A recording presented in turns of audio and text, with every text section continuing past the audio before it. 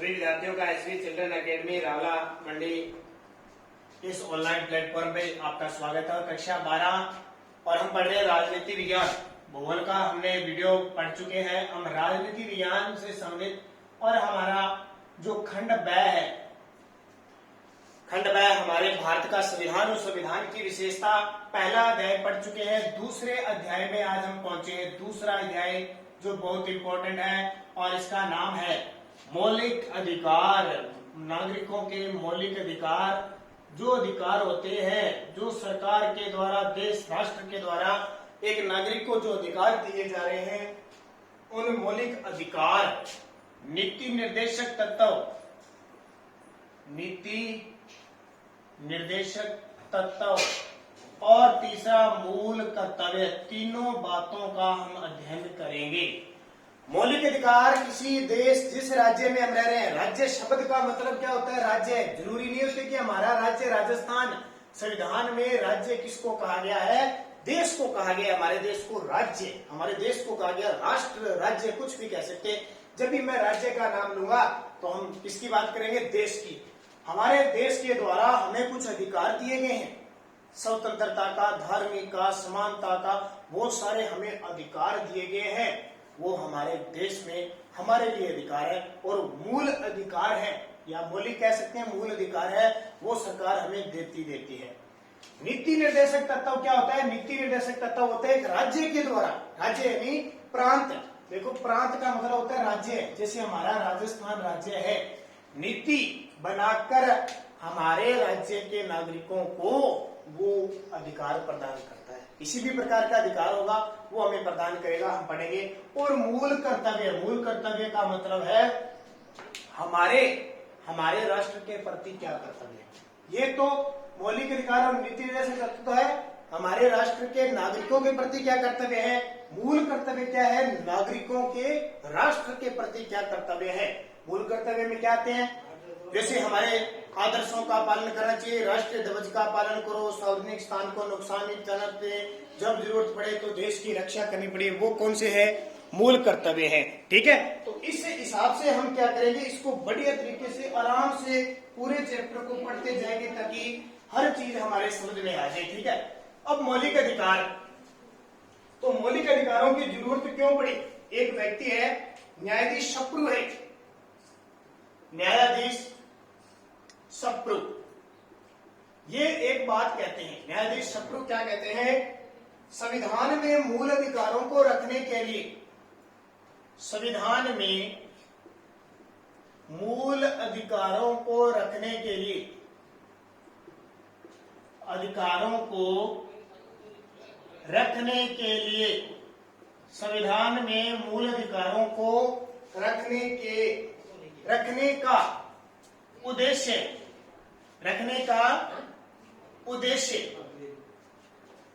रखने का उद्देश्य नागरिकों को समानता,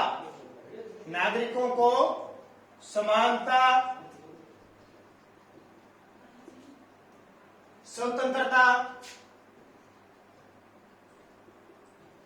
तथा न्याय और सुरक्षा प्रदान करना था। न्याय और सुरक्षा प्रदान करना था। ठीक है, न्यायाधीश सप्रू का कथन क्या है मौलिक अधिकारों के बारे में? कि संविधान में मूल अधिकारों को रखने का मुख्य उद्देश्य क्या था? मूल अधिकारों को रखने का उद्देश्य क्या था? नागरिकों को समान अधिकार मिले, नागरिकों को स्वतंत्रता मिले और न्याय और सुरक्षा प्रदान करना ही मेन मुख्य क्या है? मूल अधिकार। इन्हें मूल अधिकार कह सकते हो या मौलिक अधिकार कह सकते हो। तो न्यायाधीश सप्रू ने इस बात को कहा तो समझ में आ गए होंगे कि मूल अधिकार एक सर्वांगीण विकास का आधार है। इससे मनुष्य के हर प्रकार का विकास होता है, चाहे वो राजनीति हो, चाहे वो सामाजिक हो, चाहे वो आर्थिक हो, चाहे वो उसकी संस्कृति का हो, सब प्रकार से उनको अधिकार दिए जाते हैं और उस अधिकार का पालन सरकार के द्वारा किया जाता है, नागरिकों को दिए जाते हैं। अगर नागरिकों को ये अधिकार नहीं दिए जाते तो नागरिक कहाँ जा सकते हैं, जनता कहाँ जा सकती है? सुप्रीम कोर्ट न्यायालय में जा सकती है। तो ये बात ये हो गई। अब हमें जो मेन चीजें पढ़नी है वो क्या पढ़नी है, किस हिसाब से पढ़नी है।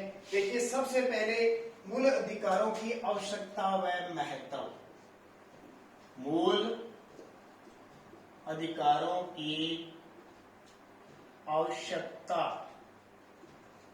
व महत्व। क्यों जरूरत पड़ी मूल अधिकारों की, क्या आवश्यकता पड़ी और इसका क्या महत्व है, इसके बारे में हम चर्चा करेंगे। नंबर 1 देखो, प्रत्येक व्यक्ति को सुरक्षा प्रदान करना। प्रत्येक व्यक्ति को सुरक्षा प्रदान करना। देखो मैं सीधी बात बता देता हूं, इसमें सीधा आप पढ़ लेना। बाकी प्रत्येक व्यक्ति को सुरक्षा प्रदान करना, इससे क्या होगा, व्यक्ति की सुरक्षा होगी, समान भाव मिलेगा। एक व्यक्ति गरीब है, एक अमीर है, अगर ये मौलिक अधिकार नहीं होते तो अमीर वर्ग के लोग है गरीब को खा जाते। सरकार भी किसका पक्ष लेती है, अमीरों का पक्ष लेती है, गरीबों का नहीं लेती, तो दोनों समानता नहीं है। स्वतंत्रता, कोई भी काम करने, बोलने, रहने की सब स्वतंत्रता होती है, तो व्यक्ति को हर प्रकार की सुरक्षा प्रदान की जाती है। ठीक है, इसलिए आवश्यकता जरूरी थी, व्यक्ति को सुरक्षा देनी बहुत जरूरी थी, तो मौलिक अधिकारों की आवश्यकता हुई। दूसरा है शासन की स्वेच्छाकारिता पर रोक। शासन की स्वेच्छाकारिता, स्वेच्छाकारिता पर रोक। इसका मतलब क्या? पहले आपने देखा होगा, इतिहास पढ़ते हो, राजा महाराजा हुआ करते थे, उनकी चलती थी। वो किसको भूमि देते थे, किसको सेनापति बनाते थे, किसको क्या अधिकार देते थे, किसके महल बनाते थे, सब राजा के हाथ में था। लेकिन हमारा जैसे ही लोकतंत्र स्थापित हुआ, लोकतंत्र स्थापित हुआ तो शासन व्यवस्था में क्या आ गया, लोकतांत्रिक सरकार आ गई। लोकतांत्रिक सरकार का मतलब अब सरकार, जो शासन चुना जाएगा वो किसे, जनता से। जैसे हमारा राष्ट्रपति जनता द्वारा प्रत्यक्ष रूप से चुना जाता है। अब स्वेच्छाकारिता समाप्त हो गई, जो संविधान बन गया हमारा, इसलिए तो बनाया है कि एक शासन बने, उसकी अकेले की न चले। संविधान बना और संविधान में नियम बन गए, कानून बन गए, उस कानून के तहत क्या बन गए, मौलिक अधिकार बन गए, और मौलिक अधिकार के तहत हर नागरिक को अपने अधिकार पाने का हक मिला, तो वो स्वेच्छाकारिता हो गई, समाप्त होगी ना। अकेला राष्ट्रपति, प्रधानमंत्री अकेला कुछ नहीं कर सकता, पूरी जनता का मामला होता है और जनता के लिए काम करना होता है। तो स्वेच्छाकारिता मतलब स्वेच्छा से जो राजा अपनी मनमर्जी चलाता था वो खत्म हो गई। तीसरा, न्यायिक सुरक्षा। न्यायिक सुरक्षा, देखो किसी भी प्रकार का नागरिकों के धर्म के साथ, स्वतंत्रता के साथ, समान भाव के साथ, प्रेम भाव के साथ अगर अन्याय होता है तो भाव की वहां की जनता कहाँ जा सकती है, न्यायपालिका में जा सकती है, न्यायालय में जा सकती है। ये पूरी पावर दे दी गई है, तो इसकी जरूरत पड़ी, क्योंकि सुरक्षा, न्यायिक सुरक्षा भी जरूरी है। किस व्यक्ति को कितना दंड देना है, अमीर है तो उसको ज्यादा, गरीब है ज्यादा, ये कभी नहीं हो। पहले ऐसा होता था, जो बड़े लोग थे उनको कम सजा मिलती थी, जो छोटे तबके के लोग थे उन्हें ज्यादा सजा मिलती थी, कठोर सजा। लेकिन इन मूल अधिकार की वजह से क्या हुआ कि हर प्रकार बराबर है, चाहे वो पैसे वाला है चाहे वो गरीब है, सजा बराबर मिलेगी, एक अपराध के लिए एक सजा मिलेगी। ठीक है, आगे हम पूरी डिटेल पढ़ेंगे। कि चौथी खासियत देखो, लोकतंत्र के आधार स्तंभ।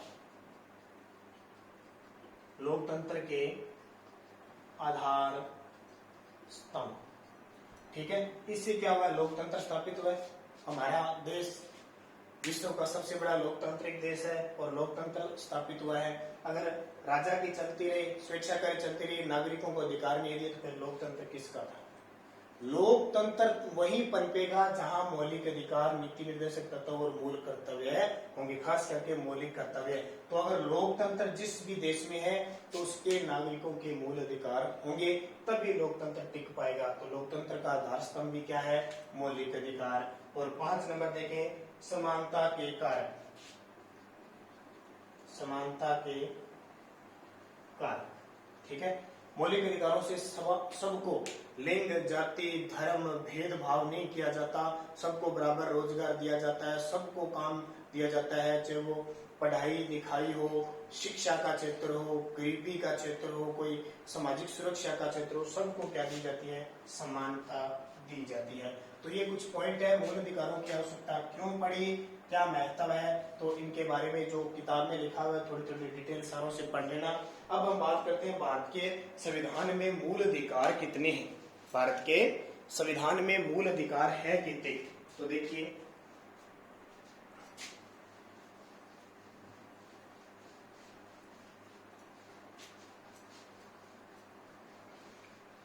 तीनों की बात करेंगे। सबसे पहले हम मौलिक अधिकार या मूल अधिकार की बात करें। इसे हम मौलिक अधिकार कह सकते हैं या आप मूल अधिकार भी कह सकते हो। कौन से अधिकार है?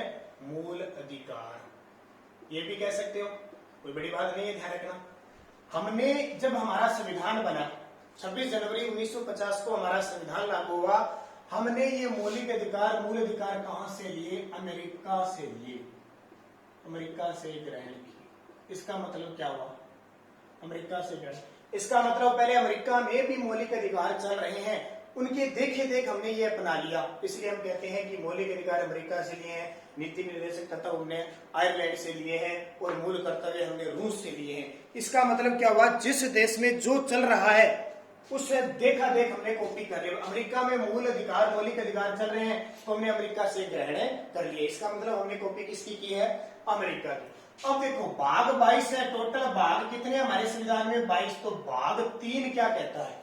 भाग 3 स्पेशल कहता है मौलिक अधिकार कि नागरिकों के मौलिक अधिकारों के बारे में वर्णन किया गया है। अनुच्छेद टोटल कितने? 395। अनुच्छेद की बात करें तो अनुच्छेद 12 से लेकर 35 तक के अनुच्छेद का विवरण मौलिक अधिकारों में आता है। अनुच्छेद 12 से लेकर 35 तक मौलिक अधिकारों में आता है, लेकिन हम यहाँ जो सही रूप से पढ़ेंगे वो हमारा स्टार्ट होता है 14 से 32। सही रूप से मौलिक अधिकार किसमें दिए हैं? 14 से 32। इसमें 12 और 13 में अलग बातें हैं और 33, 34, 35 ये कट गए हैं, उसमें कुछ नहीं है। तो हमारी किताब में जो दे रखे हैं 14 से 32 के बारे में पढ़ेंगे, ठीक है। अनुच्छेद 395 में से भाग 22 है, उसमें भाग नंबर 3 किसका उल्लेख करता है? मौलिक अधिकारों का। अनुच्छेद 12 से 35 यानी लगभग आप ये मान के चलो 23 के आसपास ये अनुच्छेद हो जाएंगे, ठीक है। 23 के आसपास अनुच्छेद हो जाएंगे जो हमारे काम के होंगे इसके अंदर, तो हम वो पूरी डिटेल पढ़ेंगे। अब क्या है कि मूल संविधान में, मूल संविधान का मतलब 26 जनवरी 1950 को मूल संविधान में 7 मौलिक अधिकार थे। 7 मूल या मौलिक अधिकार थे, लेकिन अब हम पढ़ते हैं 6। कितने पढ़ते हैं? 6। पहले मैं लिख देता हूं मूल संविधान में कौन कौन से थे। नंबर 1 समानता का अधिकार, समानता का अधिकार। नंबर 2 स्वतंत्रता का अधिकार। नंबर 3 धार्मिक स्वतंत्रता का अधिकार, ठीक है। समानता का अधिकार, स्वतंत्रता का अधिकार, धार्मिक स्वतंत्रता का अधिकार। फिर अपने लाइन से पढ़े, ये तीसरा कर लो शोषण के विरुद्ध अधिकार, फिर लाइन से हो जाएगा। शोषण के विरुद्ध अधिकार, फिर है धार्मिक स्वतंत्रता का अधिकार,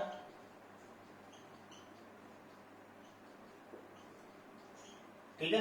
और फिर आता है 5वां आपका कला व संस्कृति का अधिकार, संस्कृति व शिक्षा का अधिकार, व शिक्षा का अधिकार। और छठा आता है आपका संवैधानिक उपचारों का अधिकार, और 7वां आता है संपत्ति का अधिकार। पहले ये 7 थे, कौन कौन से? समानता का अधिकार, स्वतंत्रता का अधिकार, शोषण के विरुद्ध अधिकार, धार्मिक स्वतंत्रता का अधिकार, संस्कृति व शिक्षा का अधिकार, संवैधानिक उपचारों का अधिकार और संपत्ति का अधिकार मूल संविधान में थे। लेकिन 44वें संविधान संशोधन, 44वें संविधान संशोधन, मैंने आपको संशोधन पढ़ाए थे ना कि लचीला है और कठोर है, जब जब जरूरत पड़ी संशोधन हुआ है। अनुच्छेद 368 के तहत संशोधन होता है। तो 44वां संविधान संशोधन 1978 द्वारा संपत्ति के अधिकार को हटा दिया, संपत्ति के अधिकार को हटा दिया, ठीक है। मूल संविधान में तो 7 थे और 44वें संविधान संशोधन 1978 के द्वारा इस संपत्ति के अधिकार को हटा दिया। पहले प्रबंध था कि कौन व्यक्ति कितनी संपत्ति रख सकता था, लेकिन आज कोई जरूरी नहीं है कि कौन व्यक्ति कितनी संपत्ति रख सकता है, कितनी भी रख सकता है, लेकिन शर्त सरकार को पता होना चाहिए संपत्ति आई कहां से और सरकार को उसके टैक्स देना पड़ेगा। ठीक है, अब कितने रह गए? तो अब 6 रह गए, मैं हटा देता हूं संपत्ति का अधिकार। ठीक है, अब 6 के बारे में पूरी डिटेल पढ़ेंगे। जैसे समानता का अधिकार है, अनुच्छेद 14 से लेकर 18 तक हमने बात की थी ना, 12 से 35, मैंने कहा था ना 14 से 32 पढ़ेंगे। अनुच्छेद 14 से 18 तक हम क्या पढ़ेंगे? समानता का अधिकार। 19 से लेकर हम पढ़ेंगे स्वतंत्रता का अधिकार। 23 और 24 पढ़ेंगे शोषण के विरुद्ध अधिकार। धार्मिक स्वतंत्रता का अधिकार पढ़ेंगे 25 से 28, और संस्कृति व शिक्षा का अधिकार पढ़ेंगे 29 और 30, और संवैधानिक उपचारों का अधिकार पढ़ेंगे अनुच्छेद 32। 31 भी नहीं पढ़ेंगे क्योंकि 31 भी हटा दिया गया है। तो ये सारी डिटेल हम पढ़ेंगे एक एक करके। समानता के अधिकार में 14 अनुच्छेद क्या कहता है, 15 क्या कहता है, 16 क्या कहता है, 17 क्या कहता है, 18, सबका एक एक अनुच्छेद पढ़ेंगे क्योंकि आपकी किताब में बढ़िया तरीके से सारे अनुच्छेद दे रखे हैं। जब सारे अनुच्छेद दे रखे हैं तो हमें पढ़ना जरूरी होता है कि समानता, पहले तो आपको क्रम से याद होना चाहिए। समानता का अधिकार 14 से 18, स्वतंत्रता का अधिकार 19 से 22, शोषण के विरुद्ध अधिकार 23 से 24, धार्मिक स्वतंत्रता का अधिकार 25 से 28, और संस्कृति व शिक्षा का अधिकार 29 से 30, और संवैधानिक उपचारों का अधिकार। अब समानता के अधिकार में क्या है? लोगों के साथ अच्छा व्यवहार किया जाए। समानता का अधिकार, लिंग, अस्पृश्यता, धार्मिक, ये सारे दे रखे हैं। स्वतंत्रता, व्यक्ति को बोलने का अधिकार है, कहीं भी रहने का अधिकार है, निवास करने का अधिकार है, शांतिपूर्ण हड़ताल करने का अधिकार है, अलग अलग प्रकार बहुत सारे अपना व्यवसाय चलाने का अधिकार है। शोषण, व्यक्ति का कोई शोषण नहीं होगा, चाहे वो महिला है चाहे बच्चा है, वो स्वतंत्र है। धार्मिक, अपना धर्म अपनाने का अधिकार है, जो भी इसका धर्म है उसको अपनाने को इसका क्या है? अधिकार है। कोई धर्म अपनाए, कोई धर्म छोड़े, धर्म किसी भी मंदिर, मस्जिद, गुरुद्वारे में जाए, वो सब उस प्रकार से स्वतंत्र है क्योंकि हमारा भारत क्या है? पंथ निरपेक्ष। हमने पढ़ा था ना, प्रस्तावना में एक शब्द जोड़ा था, पंथ निरपेक्ष। भारत का कोई धर्म नहीं है, कोई भी रोक टोक नहीं है धर्म की, कोई भी धर्म अपना सकता है।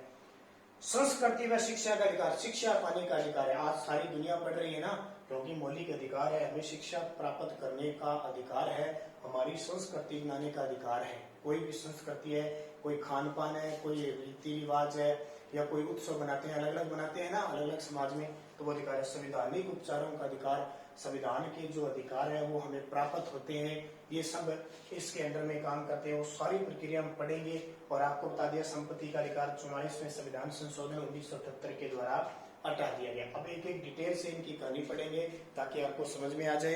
अब जहां तक मैंने इतना पढ़ाया है आप सारा इसको पढ़ोगे और फिर आगे मैं पूरी डिटेल के साथ मौलिक अधिकार, नीति निर्देशक तत्व और मूल कर्तव्य पढ़ूंगा। तो तब तक के लिए धन्यवाद।